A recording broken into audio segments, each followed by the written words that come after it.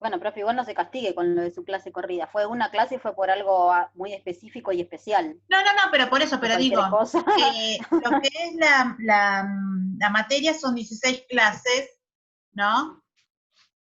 Empezamos tarde con el tema de la pandemia, o sea que ya se corrieron 2 clases, más uno, o sea, se perdieron 3 clases de lo que uno planifica, ¿no? Planificaba en años normales, digamos. Entonces, esos contenidos de 3 clases se tienen que dar porque son parte del programa. Así que bueno. Aparte se entiende que esta materia tendría que ser de todo el año, ¿no? Porque para ir en correlativo con prácticas. Claro, eso es lo que hablaba ayer con Sandra, porque o ir en coordinación con lo que están viendo en práctica. Por ejemplo, ustedes creo que estuvieron viendo neuro, patología neurológica, si le preguntaron, creo que de la dietoterapia o la dieta. Lo mismo. Claro, neurológico, también de cardiopatías. Claro, entonces por ahí yo me conviene, yo lo voy adecuando a según cómo vamos viendo lo que es el sistema digestivo, ¿no? Primero todas las patologías digestivas y después lo que es renal, enteral, parenteral. Pero como ustedes ya le habían preguntado, cosas que estamos en desfasaje en lo que es el tiempo. Si bien en todos lados es una materia de segundo cuatrimestre, no se puede cambiar tampoco.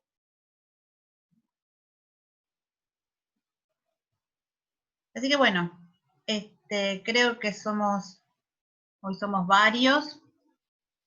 Yo no recuerdo cuántos, pero el recuperatorio les voy a subir una fecha. Igualmente seguramente que sea al mismo tiempo de la clase o un día anterior, después lo arreglamos con esas personas que deben recuperar, como para que no se pierdan la clase, el día de clase, y va a ser la misma modalidad, no la misma pregunta, sino la misma modalidad, obviamente.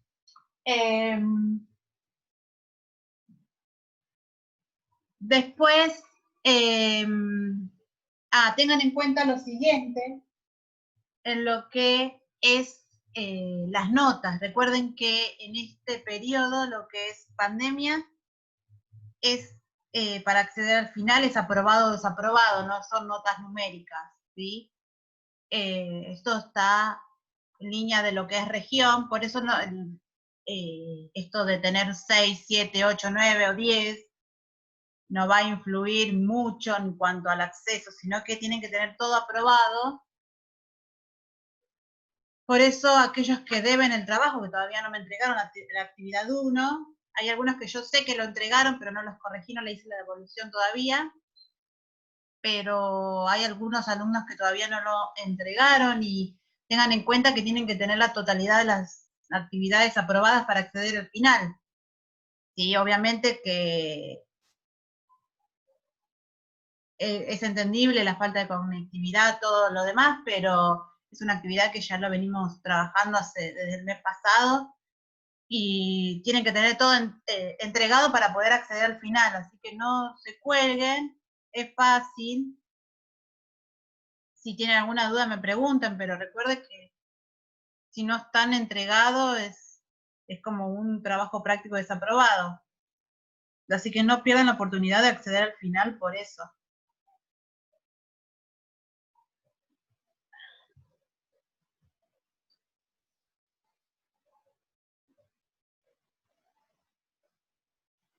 Bueno, lo que es dietoterapia,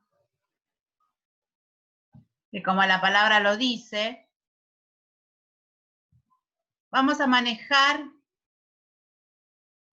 hacer un tratamiento con los alimentos, ¿sí? Depende de la patología, la fisiopatología, los síntomas y el estado nutricional de esa persona, es cómo vamos a adecuar la alimentación que le vamos a brindar al paciente.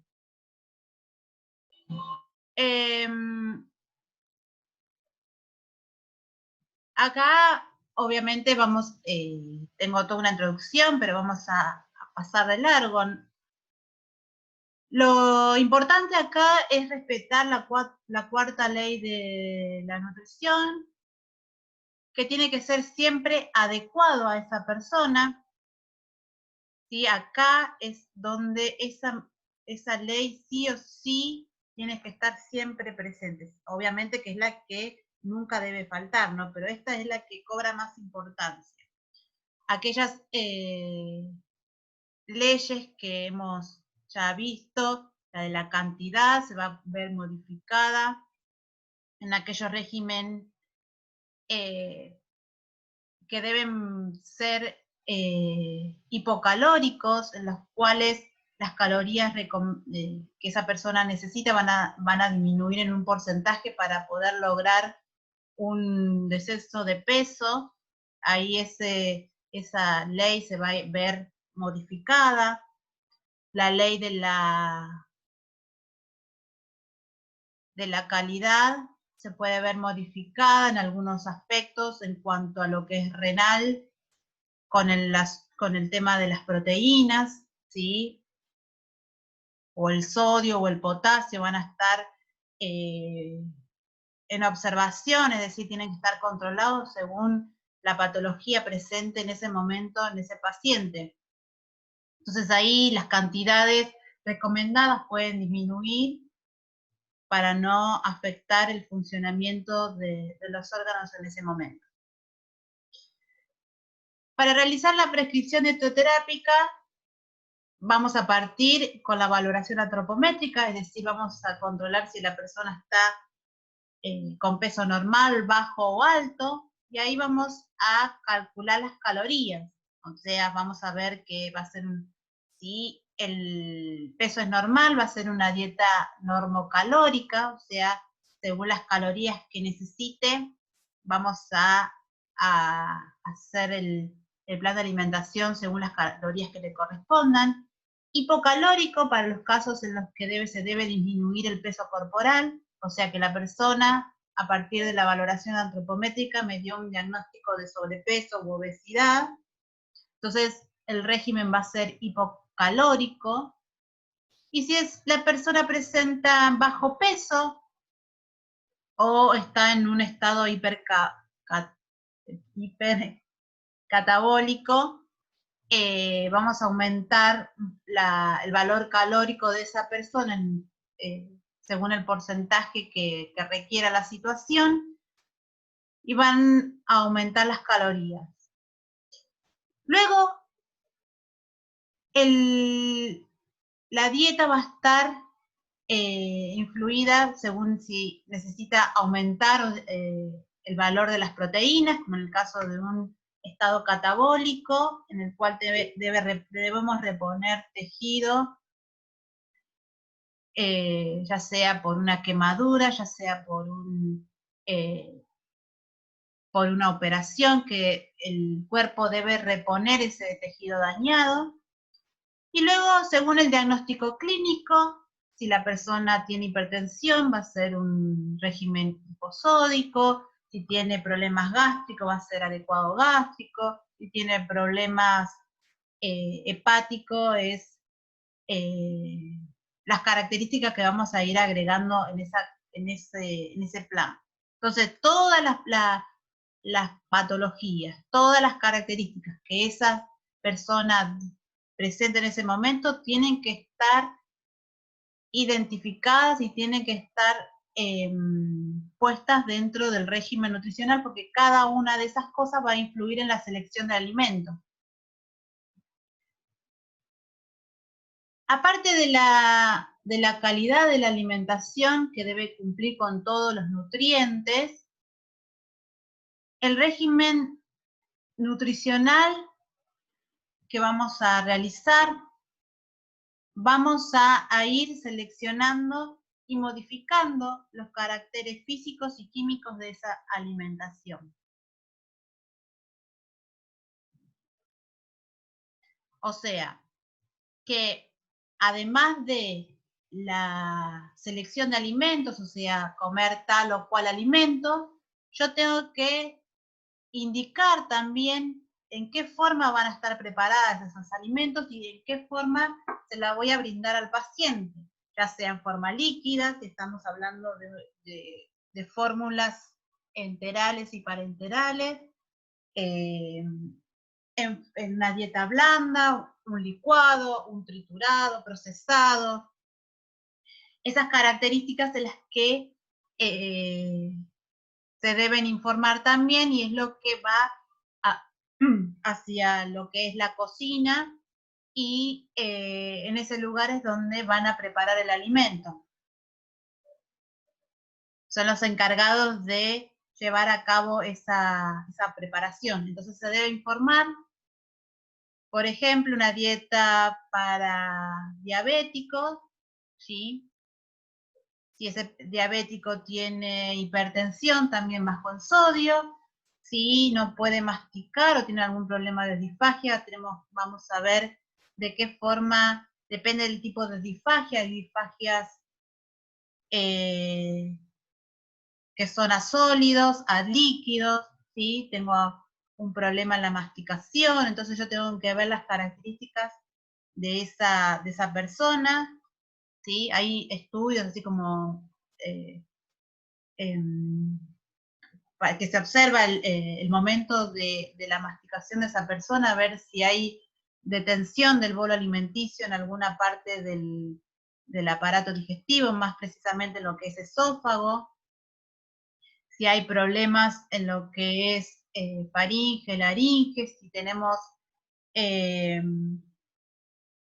riesgos de aspiración, ahí también vamos a seleccionar aquellos alimentos que no sean riesgosos. Yo no le puedo brindar a una persona una ensalada rusa con arvejas, sabiendo que puede esas arvejas, ¿sí? Pueden irse hacia al sistema respiratorio, entonces, o aquellos alimentos con mucha miga que queden mucho tiempo. Vieron que uno come galletitas de agua y quedan las migas pegadas en el paladar o en alguna parte de la garganta, entonces esas pequeñas migas pueden correr el riesgo de ser aspiradas y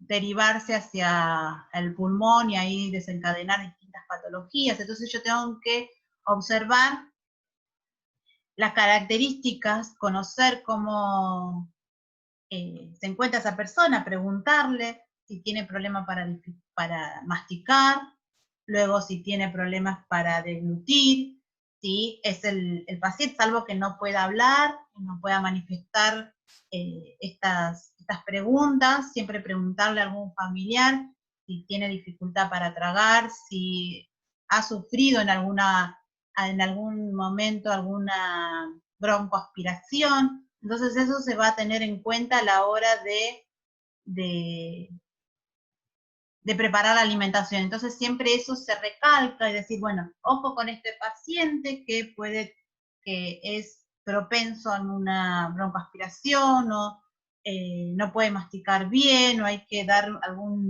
el líquido, si es propenso, eso igualmente lo vamos a ver en lo que es después de disfagia, pero para que vayan sabiendo, los líquidos se le agregan como si fuesen, para que me entiendan, se agrega un espesante, entonces se transforma como en una gelatina ese líquido para que no pueda digerirlo. Profe. Sí. Hay un polvo que se llama Espesan, que es para claro, eso, se lo dan, por ejemplo a los abuelos cuando están muy mayores, o que no sean tan grandes pero que tengan problemas de deglución, lo espesa el líquido, es horrible como queda, pero bueno, lo espesa el líquido y por lo menos no corren el riesgo de broncoaspirarse o corren menos riesgo. Claro, justo ese nombre era Espesan.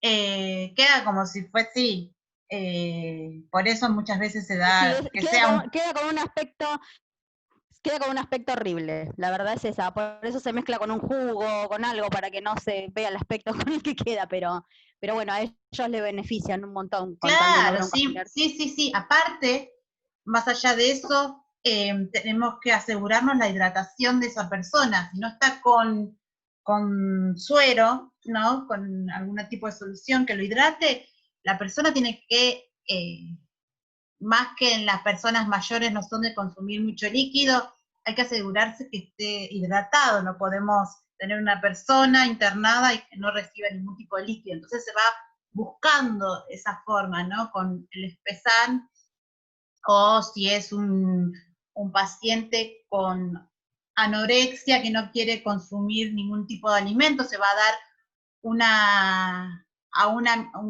porción chiquita de alimento, ahí ingresar la mayor cantidad posible para que me entiendan de calorías. Entonces en esa porción ingirió un gran porcentaje de calorías o de nutrientes que debería comer durante el día. Entonces nos aseguramos de que esa persona cumpla con la ley de la cantidad. Entonces nos vamos adecuando a esa situación. Entonces, si no tenemos esos análisis en los que me dice, bueno, tiene disfagia, en distintas, porque puede presentarse en distintas partes del aparato digestivo, lo que es oral, faríngea, sí, depende de dónde se va deteniendo el alimento.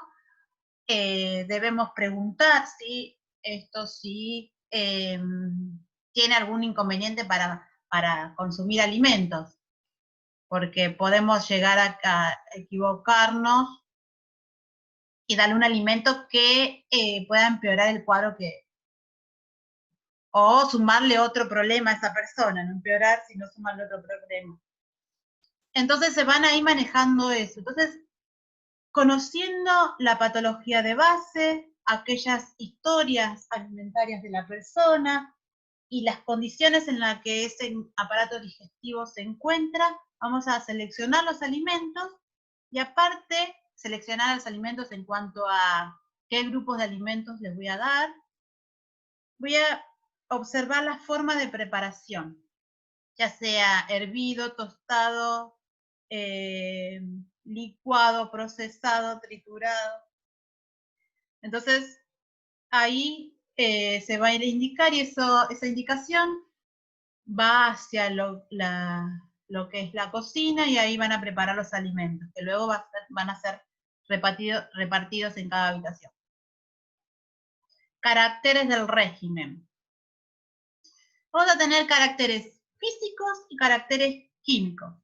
Los caracteres físicos van a hacer referencia a todas esas características externas del alimento, es decir, lo que yo voy a ver de ese alimento, ¿sí?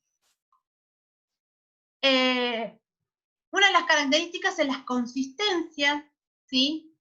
En la forma externa de ese alimento, y va a estar referida al poder de masticación oral de ese alimento. O sea, si yo necesito masticar mucho, si necesito masticar poco, si es fácil de deglutir o no. Entonces tenemos distintas formas en cuanto a las consistencias. Podemos tener una consistencia normal, que esa persona, si nos indican consistencia normal, le puedo dar los alimentos de todas las formas posibles, ya sea líquida, sólida, blanda, semiblanda. Podemos tener una consistencia líquida, estos ejemplos los té, el agua, una vez que sale de una cirugía, se va probando tolerancia con los primeros momentos con líquidos para ver si no hay una posibilidad, es que en una cirugía se pruebe esto de primero con líquido por si hay alguna fisura, ¿sí? En algún lado, sea líquido solamente el que se pueda perder y no otro tipo de alimento que pueda dar algún tipo de daño. Líquido también lo que son las fórmulas. Semilíquidas, esto de también los que se le agregamos espesán, baja con viscosidad, mayor viscosidad, eso lo vamos a ir viendo cuando inclinamos un poco el plato de esa preparación, por ejemplo, un puré que está semilíquido o más espeso, entonces vamos viendo si fluye a través del plato, depende de la consistencia que va a tener, y es lo que se va a necesitar, se va viendo cómo está esa preparación, si necesita agregado de algún espesante o no. Luego tenemos semisólidas, semiblandas, y algunos que van a semiblandas, como el flan, que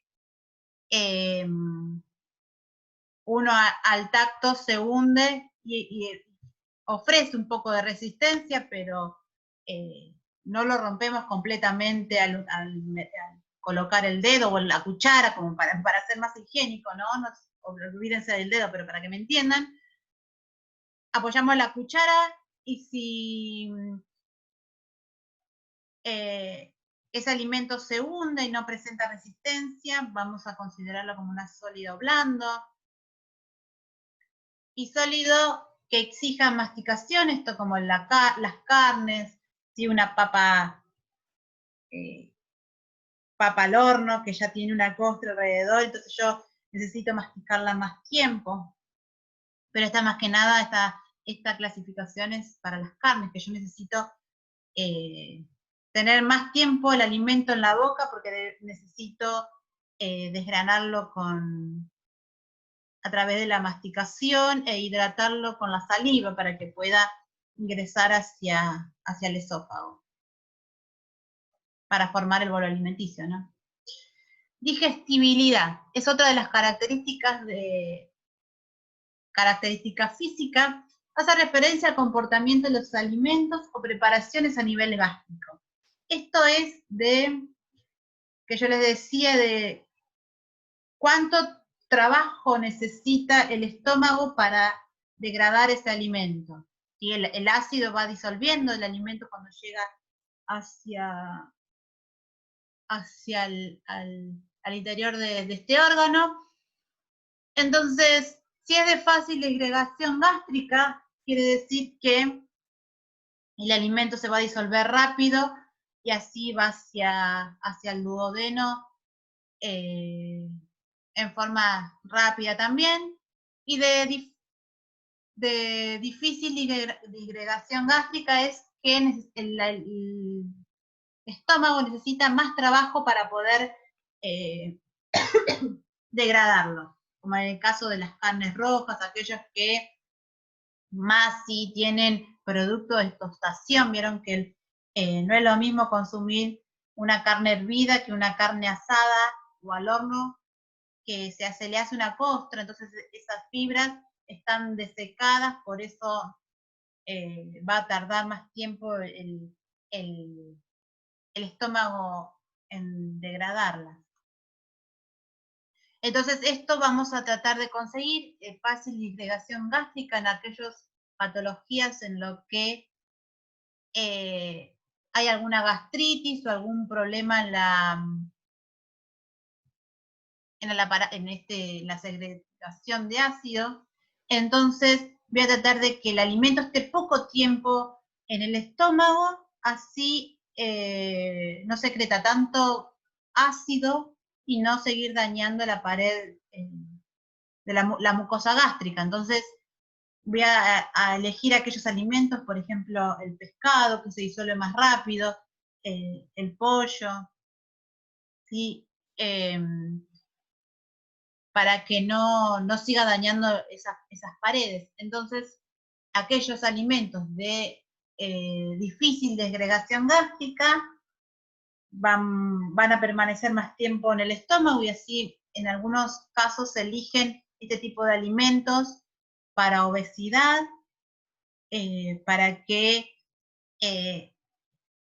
la persona no logre, o sea, sienta más permanencia en el estómago de ese alimento y no recurra a consumir de inmediato otro tipo de, lo siga comiendo enseguida, entonces eso va a demorar que aparezca el estímulo del hambre, o en el caso de diabetes, que pase el alimento de forma pausada y no vaya aumentando la glucemia en forma muy brusca. Luego tenemos las temperaturas, nos vamos a encontrar con todas las temperaturas, frías, normales, frías, calientes, templadas, ¿sí? Si yo digo una alimentación con temperatura normal, esa persona puede consumir alimentos con todas las temperaturas. Normal, incluyendo líquidos fríos en ayunas.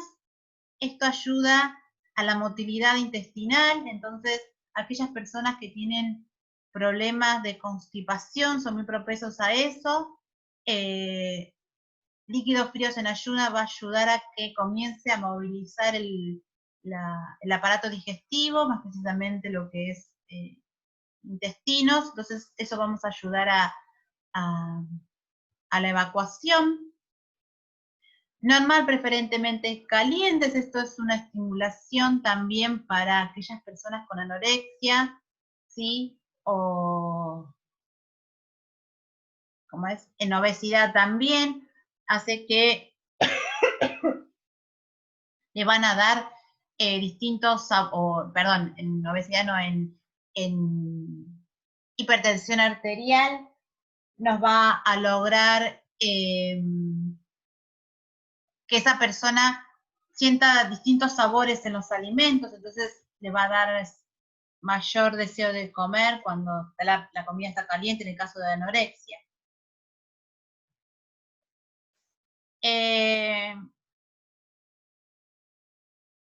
Luego tenemos, a ver si avanza, fraccionamiento y volumen de las comidas. Fraccionamiento hace referencia a cómo lo voy a dividir esas calorías que esa persona debe consumir durante ese día. O sea, puedo hacer 4 comidas, o sea, desayuno, almuerzo, merienda y cena, o puede estar aumentado y se le agregan colaciones, ¿sí? O puede estar disminuido también. Pero el fraccionamiento es cuántas veces al día va a ingerir alimentos, y el volumen de comidas hace referencia a la cantidad de alimento que va a consumir en cada una de esos platos.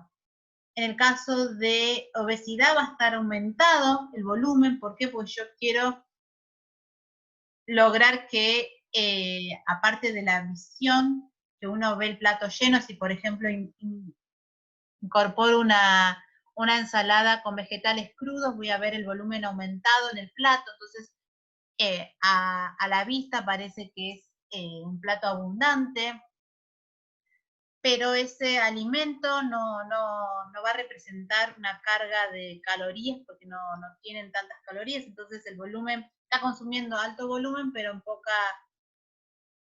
con poca cantidad de calorías. En cambio, en el caso de anorexia o desnutrición, yo voy a tratar de que en poco volumen consuma bastantes calorías. Y esto lo vamos a ver en esta fórmula, que es densidad calórica. Lo que se va a lograr es que cuando hacemos una selección y armamos el plan alimentario, en el caso de una persona con obesidad, se va a tratar de lograr que la densidad calórica sea baja. ¿Esto qué quiere decir? Que baja me tiene que dar esa cuenta menor a 1. ¿Esto qué quiere decir? Si, por ejemplo, la persona necesita consumir 2000 calorías por día, yo para que ese valor sea más menor a 1, yo tengo que consumir más de 2.000 gramos de alimento, o sea, más de 2 kilos. Entonces, a más volumen, o sea, más cantidad y menos energía, yo voy a lograr que esa persona se sienta más llena, pero consumiendo pocas calorías. ¿Se entiende?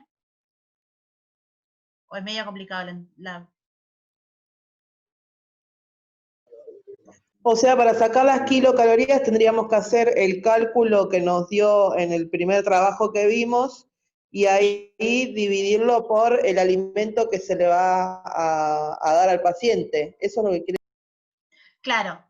En realidad esto es también así. Podemos hacerlo por alimento, o sea, yo voy a darle, por ejemplo, en el caso de desnutrición, tiene que ser mayor a 1, casi siempre se da mayor a 2.